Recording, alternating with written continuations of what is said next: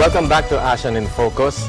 The Asean Integration Economic Blueprint envisions the establishment of a single market and production base, a highly competitive economic region, a region of equitable economic development, and a region fully integrated into the global economy. What are the prospects and challenges for the Philippines when this comes in? Here with us again this afternoon is one of the foremost economists of the country, formerly Secretary General of the National Economic Development Authority, and now the chairperson of the Development Academy of the Philippines, Dr. Cayetano Pedaraga. Good afternoon again, sir. Good afternoon. Okay. Dr. Tabunda. Okay. Our first question, so we're now discussing the opportunities and challenges for the Philippines. What are the prospects for our country regarding Asian integration? Well, the prospects in general is that there will, of course, be new industries. We do have some comparative advantage in certain areas. But more directly, I think, for businessmen, we will need a lot of infrastructure investments. Yes. Just to be able to meet up with our ASEAN neighbors in competition. And this means that there will be a lot of business, I think, on the construction side. Yeah, so that's the this hard will be in many infrastructure. areas, hard infrastructure. And there will also be need to do many of the social services that we will need for bringing inclusive growth to the Philippines. There will be new industries, I think, and that will be easier. I think we actually look weak, but we're maybe actually strong in some areas where at the moment we haven't revealed anything yet. Among others, we used to be quite strong in the electrical and machinery parts of industry. Maybe with the bigger market, we will be able to do a bit more, but that will also require some investments. And there was a study in 2013 by Mr. Shuhibol, which shows that in some parts of machinery and also in transportation, we actually do have some comparative advantage. Of course, our tropical products will continue to be there, and in services we should be able to go and do many of these things. Yes. Under soft infrastructure, one of our weaknesses, actually one of our traditional weaknesses, is on research and development. So what needs to be done here, sir? Well, one of the reasons that we were poor in research and development was because we had an overly protected market where you really didn't need to improve your products. You could sell because you did not have too much competition. That's been changing. And just take, for example, the food industry. There are things that are cropping all over the place because the opportunity is there. Our incomes are increasing. But more important, I think, it's the ability to bring in the inputs, experiment with it, and then essentially come out with better products. That's starting to happen in areas, I think. Correct me if I'm wrong. I understand research and development, funding for research and development should be shouldered by government. Well, there are parts. If you look at research and development, there's one that's known as the basic infrastructure for research. The education, the experimentation that's done on some of the more basic research, like plant biology and so on. But then when you go to applied parts of that, where you now need to bring what's been found in the laboratories to market, then private sector will need to invest in that. That's been, I think, quite lacking because before we were quite content to take technology to us abroad, bring it here, essentially just doing exactly the same product. That's not going to be working now because they have a much bigger market. What about the challenges for the prospects for higher and inclusive growth? I mean, reducing the income gap within the country. There will be both, I think, a challenge and an opportunity. The challenge will come because of the transition cost. Some industries will necessarily be adversely affected and they will slow down, which means that you have to retrain some of their workers to go into the sunrise industry. The opportunity is that if we have a bigger market and we manage to do the infrastructure investments, both hard and soft, and we are able to bring down the cost of doing business, then our new industry should grow fast and it will be able to absorb. But in all of this, we will need to invest in our young, in education, in health, so that we will have a workforce that can respond well to competition. About the environmental considerations, disaster risk reduction, we've been the center of the super typhoons, tsunamis, earthquakes. Well, fortunately, I think in the past 2 years, we have shown that we actually have resources to meet some of that.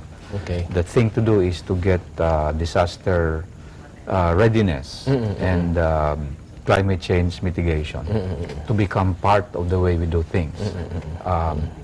The other part, I think, of the danger is that there might be a race to the bottom as far as environment is concerned, as companies try to be more market competitive than the others.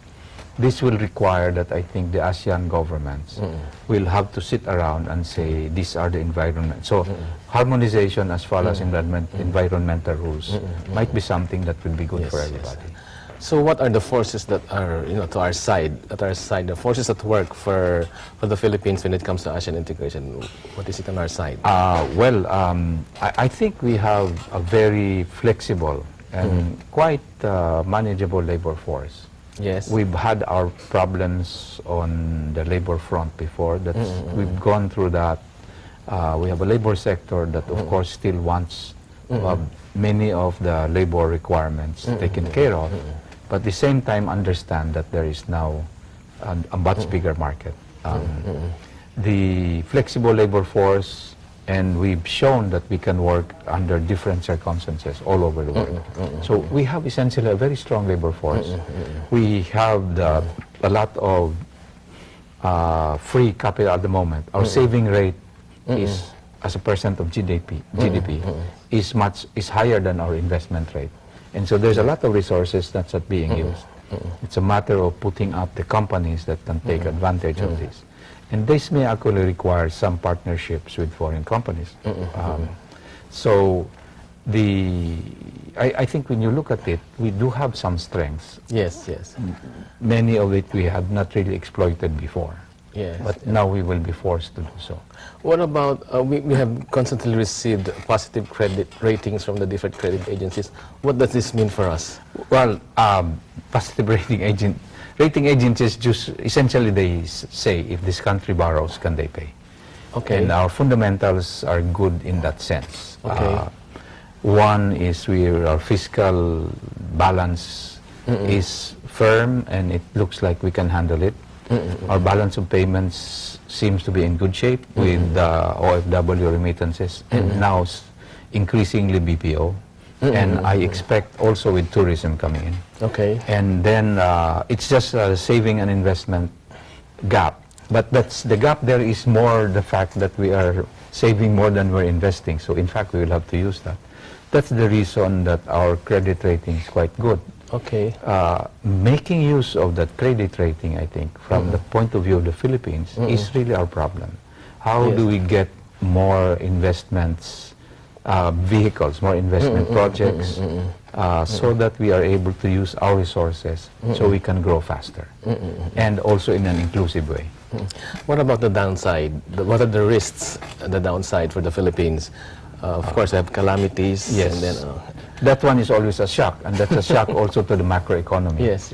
In the latest GDP numbers, for example, one of the major reasons that the GDP growth rate went down from 6.4 to 5.3 on an annual basis, but on a per quarter, is that the agricultural sector suffered a lot. So this is affected by the weather. That can be a problem. But as we actually, from a point of view of just GDP alone, when we try to get ready for these disasters, we'll actually be doing, number one, GDP will go higher, but also second, we become stronger. Okay. The other challenges would be, there will always be transition costs. And as some industries grow, but also other industries slow down, then there will be a need to move people from one place to the other. The society, the social fabric will have to be husbanded, so to speak. We need to take care of that. And we need to tell people so that they will understand that there is a goal in the future and we need to work together in order to get to that point. Since yesterday we were talking about transition costs, Yes. so specifically, what are these and what do they involve? Well, two main things. Number one is the industrial Okay. restructuring. Some industries will grow faster, others will grow slower. Such as? For example, very clearly that we will have industries. I think a very strong things that we can expect is we already have a large market. Okay. So we will start to doing more production internally just because the market is there. At the same time, with the integration, goods can it can flow in and out. Freely. So contrary to what most people actually think, I think there's room for manufacturing in the Philippines. Yes, yes. And we will have some things there. The other part of it is the way our growth is happening globally, certain groups of the population will be left behind. Okay. I mean, people, the poorest, they will not have the wherewithal to invest in their children. Government will have to make sure that the future generations of these will not be permanently poor, that we are able to take them out. So these are all part of the transition costs. And that's why this is a challenge, I think, for the government. The social aspects. Social aspects, especially people being left behind in poverty. Yeah. Can we not do a China which has lifted a massive portion of its population from poverty over just a few years? That's actually already happening to a certain extent in the Philippines. You know, but in the case, for example, China, the coastal areas have become much richer. Okay. But that has left the interior provinces. In the Philippines, certain groups of the population have really benefited from BPO and OFW remittances. But, you know, as that happens, the demand goes up, prices of goods go up. Those who are not able to participate in the bigger business are going to be left behind because their incomes are the same but prices are higher. So we need to be careful about this. Okay, thank you very much, sir, for that very informative interview, and we hope to see you in one of our future episodes of this show. Thank you very much. Thank you very much. Yeah. Thank you.